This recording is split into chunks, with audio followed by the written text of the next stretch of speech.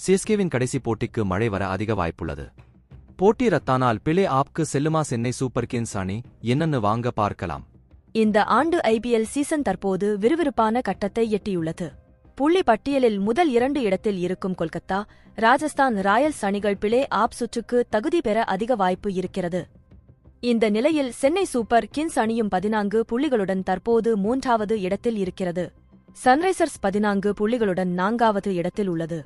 இந்த நிலையில் சிஎஸ்கே அணி பிளே ஆப் சுற்றுக்கு செல்ல வேண்டுமென்றால் பெங்களூர் அணிக்கு எதிரான லீக் ஆட்டத்தில் கண்டிப்பாக வெற்றி பெற வேண்டிய நிலைக்கு தள்ளப்பட்டு இருக்கிறது. ஆர்சிபி அணி சென்னை அணியை 18 ரன்கள் வித்தியாசம் அல்லது 18 ஓவருக்குள் ஜெயித்தால் மட்டுமே பிளே ஆப்க்கு செல்லும். இல்லையென்றால் சென்னை அணி தோற்றாலும் பிளே ஆப்க்கு சிஎஸ்கே தான் செல்லும் என்பது குறிப்பிடத்தக்கது.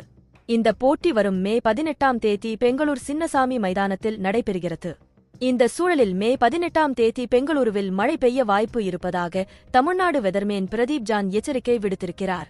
ஒருவேளை சிஎஸ்கே அணி கண்டிப்பாக வெற்றி பெற வேண்டிய அந்த ஆட்டத்தில் மழை குறுக்கிட்டு போட்டி ரத்தானால் சிஎஸ்கே மற்றும் ஆர்சிபி என இரு அணிக்கும் 1 புள்ளிகள் கிடைக்கும்.